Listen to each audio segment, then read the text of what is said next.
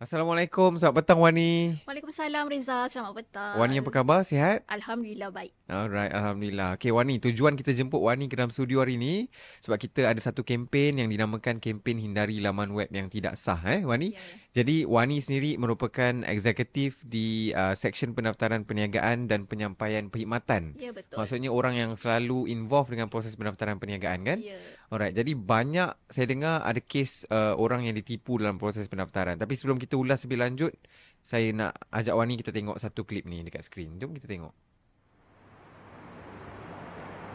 Halo, nak renew perniagaan? Senang je. Tak payah nak datang SSM. Buat penat je. 1 tahun, 150 settle aku bagi. Macam mana? Guna website ni. Korang duduk je dekat rumah. Biar aku yang buat kerja. Nak apa lagi?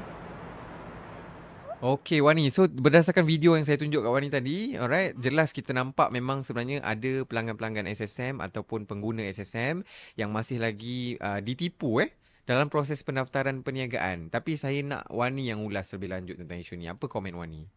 Okey, sejak menjak ni memang kita kerap lah Reza terima pelanggan-pelanggan yang hadir ke kaunter yang merungut ataupun membuat semakan transaksi mereka di kaunter SSM.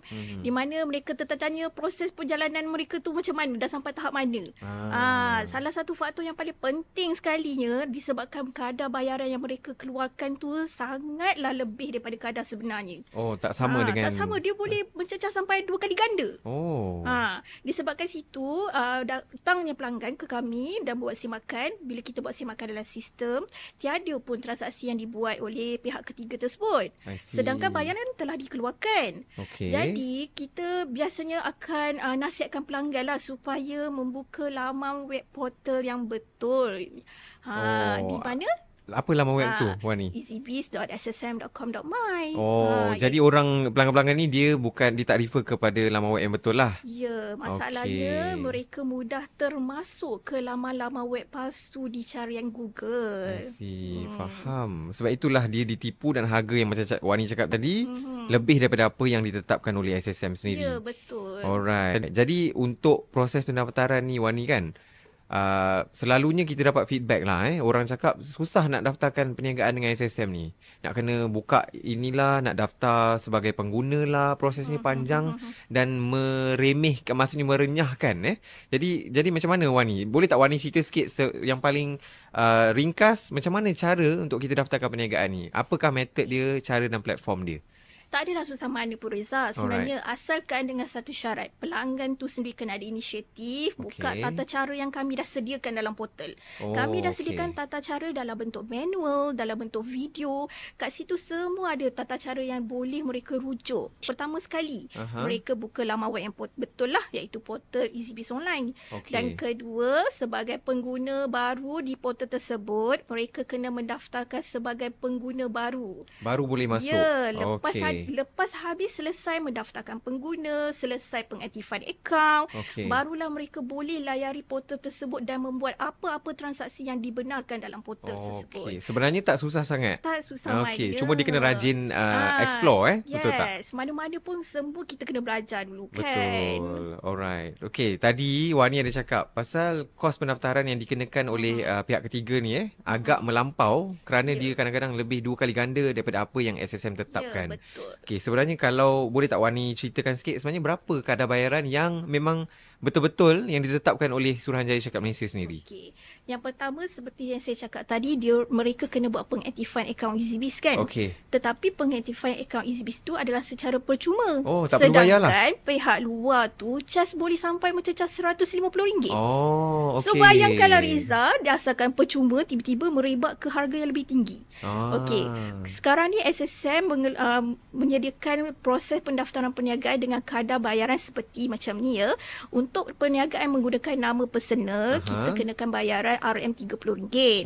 Untuk nama trade, RM60. Okey, tambahan RM10 kepada maklumat perniagaan jika pengguna tersebut ingin membeli maklumat perniagaan tersebut. Okey, kalau ada cawangan, kita kenakan bayaran RM5 untuk setiap satu cawangan. Dan tiada kos yang tersembunyi dan bayangkan harganya jauh lebih rendah kan? Sebab itu Wani cakap tadi, kalau maksudnya harga dia RM60, maksudnya mungkin pihak yang tidak diiktiraf oleh SSM ni charge lebih daripada itu, mungkin 100 lebih. Dia markup harga untuk diorang punya fee perkhidmatan lah, apalah semua tu agak kan. tinggi agak tinggi lah dan merugikan lah kalau kita tak ada inisiatif untuk buka balik tata cara macam Wani cakap tu. So mungkin kita akan dikenakan kos yang tinggi sebenarnya. Ya, betul. Alright.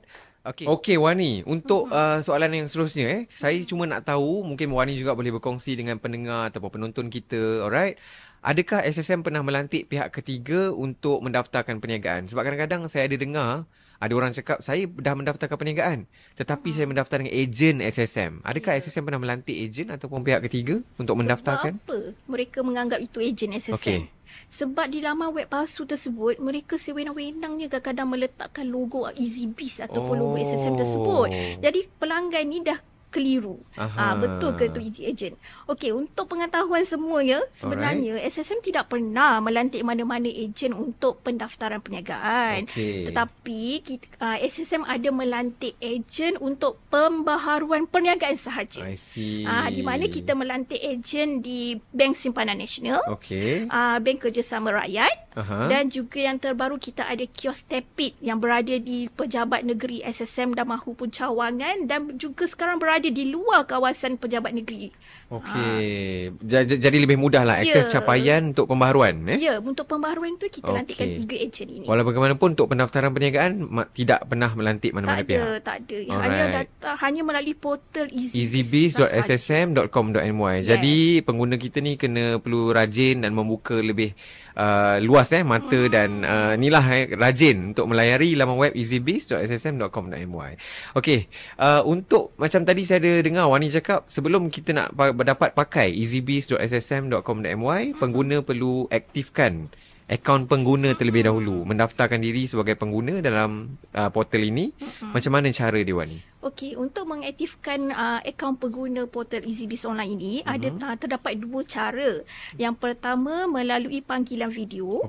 Yang kedua, pelanggan boleh hadir ke mana-mana kaunter SSM yang terdekat bagi tujuan pengemaskian akaun pengguna dengan menggunakan cap jari mereka sendiri. Cap jari ni sebagai pengesahan identiti pengguna tersebut lah. Okey, kalau hadir ke pejabat SSM ni selalu kita dengar lah daripada dulu pun kadang-kadang kita dah buat benda ni kan.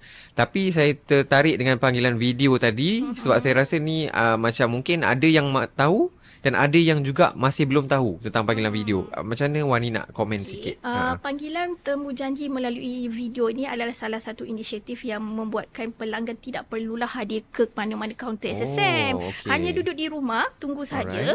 Selepas mereka buat pendaftaran sebagai pengguna di EasyBiz portal, setelah submit semua dokumen-dokumen sokongan yang diminta di dalam portal tersebut, mereka akan terus diberikan satu link borang janji temu pengaktifan akaun.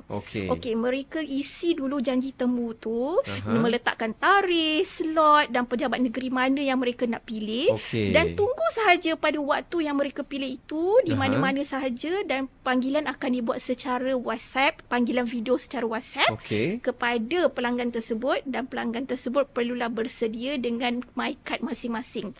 Di situ pengaktifan akan dibuat setelah selesai pengecaman mereka bersama MyCard, dan setelah selesai semua pengaktifan tu barulah pengguna boleh menggunakan portal tersebut. I see. So maksudnya mudah juga sebab kita tak perlu nak datang ke pejabat. Ya, betul. So ada 2 cara lah bagi sesiapa yang nak datang boleh untuk mengesahkan cap jari tu. And then yang kedua secara panggilan video melalui WhatsApp. Sebenarnya mudah kan? Sebab tak perlu hadir dan pada masa yang sama boleh menggunakan akaun tersebut dengan cepat lah. Alright, Wani, soalan saya yang seterusnya selain EasyBiz, selain EasyBiz, portal EasyBiz yang Wani sebut tadi, di mana lagi tempat ataupun platform untuk membuat pembaharuan perniagaan? Untuk pembaharuan kita sediakan 4 channel atau 4 platform, termasuklah EasyBiz tadi. Yang pertama EasyBiz, yang kedua di Bank Simpanan Nasional, yang ketiga di Bank Kerjasama Rakyat, dan yang keempat ada di kios Tepit. Okey, pelanggan boleh memilihlah mana-mana sahaja platform ini untuk membuat transaksi pembaharuan perniagaan mereka. Oh, maksudnya cuma pilih apa saja cara yang convenient untuk mereka. Yes, alright? Bukan ke laman web palsu ataupun laman web yang tidak diiktiraf oleh SSM. Jadi kalau di tempat di kawasan tersebut tak ada pejabat SSM, mungkin boleh ke bank yang Wani sebut tadi. Betul. Alright. Banyak bank sekarang merata-rata kat tempat Mudah kita sebenarnya. ni. Cuma kita kena alert lah. Alright. So, okay, Wani, kita pun dah nak sampai ke soalan yang terakhir Wani. Jadi sebagai orang yang sentiasa terlibat dengan proses pendaftaran perniagaan dan sentiasa memberikan awareness ataupun pendedahan tentang maklumat tentang laman web yang betul, bagi kempen hindari laman web yang tidak sah ni kan, apa pesanan dan saranan Wani kepada pengguna ataupun pelanggan SSM bagi mereka menggunakan platform yang betul, iaitu EasyBiz ni? Okey, saranan dan nasihat kami sebagai pekerja yang sering kali melihat masalah-masalah penipuan di laman web palsu ni. Pertama, pelanggan kena perlu masuk ke laman portal yang betul, iaitu easybiz.ssm.com.my. Okey, pastikan adalah laman web tersebut adalah betul. Kedua, jangan sesekali kongsikan data peribadi anda ke mana-mana pihak ketiga, terutamanya username dan password. Betul. Ini perkara yang penting. Even kadang-kadang ahli keluarga sendiri pun boleh manipulate kita punya password dan username tu. Itulah tadi pesanan dan saranan Wani kepada pengguna-pengguna dan pelanggan Suruhanjaya Cakap Malaysia. Alright. So apa yang Wani kongsikan tadi semoga bermanfaat kepada pendengar dan penonton kita. Saya harap mereka tidak lagi tertipu lah dengan melayari laman web yang tidak sah dan hanya melayari easybiz.ssm.com.my bagi mendaftarkan perniagaan dan juga memperbaharui perniagaan. Juga dengan channel-channel yang Wani sebutkan tadi. Jadi itu saja Wani. Terima kasih saya ucapkan kepada Wani kerana sudi bersama-sama saya untuk mengulas sikit tentang isu ini di dalam kempen hindari laman web yang tidak sah. InsyaAllah kita akan berjumpa lagi. Okey, terima kasih. Assalamualaikum. Wassalam.